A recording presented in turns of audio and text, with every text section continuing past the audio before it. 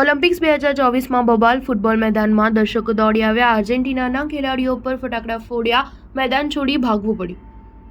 વિશ્વમાં ફૂટબોલની રમત લોકપ્રિય છે. ઘણી વખત ફૂટબોલ મેચ દરમિયાન બબાલની ઘટના બની છે, તો ક્યારેક બે ટીમના સમર્થકો વચ્ચે ઘર્ષણના કિસ્સાઓ પણ અગાઉ પ્રકાશિત થયા છે. ત્યારે હવે આવી જ એક ઘટના પેરિસ ઓલિમ્પિકમાં બની છે. આર્જેન્ટિના અને મોરોક્કો વચ્ચેની ગ્રુપ સ્ટેજની ચાલુ મેચમાં જ મેદાનમાં દર્શકો દોડી આવ્યા હતા, જેના પગલે અફરાતફરીનો માહોલ સર્જાયો હતો. ખેલાડીઓને મેદાન છોડીને ભાગવું પડ્યું હતું. પેરિસ ઓલિમ્પિક ફૂટબોલમાં આર્જેન્ટિના અને મોરોક્કોની પુરુષોની મેચમાં વિવાદ સર્જાયો હતો. મેચમાં આર્જેન્ટિનાએ સ્ટોપેજ ટાઈમમાં ગોલ ફટકારીને મેચ 2-2થી ડ્રો કરી હતી. જોકે મેચમાં રેફરીએ ઉમેરેલા ઇન્જરી ટાઈમથી નારાજ મોરોક્કોના ચાહકોએ આર્જેન્ટિનાના ખેલાડીઓને ટાર્ગેટ કરીને પાણીની બોટલો ફેંકી હતી.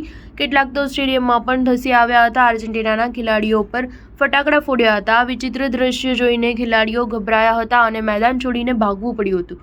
મોરોક્કોના ચાહકોનો આરોપ હતો કે રેફરીએ આર્જેન્ટિનાના મેચમાં બરોબરી મેળવી શકે એટલે મેચ લંબાવી હતી. અગાઉ મેચ પહેલા આર્જેન્ટિનાનું રાષ્ટ્રગાન વગાડવામાં આવ્યું, ત્યારે સ્ટેડિયમમાં ઉપસ્થિત કેટલાક પ્રેક્ષકોએ હુરિયો બોલાવતા વિવાદ સર્જાયો હતો. આ વિવાદિત ઘટના પાછળ આર્જેન્ટિના અને ફ્રાન્સ વચ્ચેની રમતના મેદાનથી લઈને બહાર સુધી પહોંચેલી પ્રતિસ્પર્ધા જવાબદાર છે.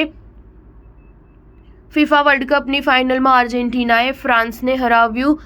ત્યારબાદ આર્જેન્ટિનાના ગોલકીપરે ફ્રેન્ચ ફૂટબોલરે એક સોફ્ટ ટોય પર ફ્રેન્ચ ફૂટબોલર એમ્બાપ્પેની તસવીર લગાવી તેનું અપમાન કર્યું હતું. તાજેતરમાં જ કોપા અમેરિકા જીત્યા બાદ આર્જેન્ટિનાના ફૂટબોલર એન્ઝો ફર્નાન્ડેઝ ઉજવણીમાં ભાન ભૂલ્યો હતો અને તેણે ફ્રેન્ચ ફૂટબોલરને અપશબ્દો કહેતા તેમને અંગોલાના ખેલાડીઓ તરીકે ઓળખાવ્યા હતા. હવે પેરિસમાં જ્યારે ઓલિમ્પિક યોજાઈ રહી છે, ત્યારે સ્થાનિક ચાહકોએ આર્જેન્ટિનાના રાષ્ટ્રગાન વખતે હુરિયો બોલાવીને તેમનો રોષ ઠાલવ્યો હશે તેમ મનાય છે. સ્ટાર ન્યૂઝ 7 હંમેશા સચ્ચાઈની સાથે.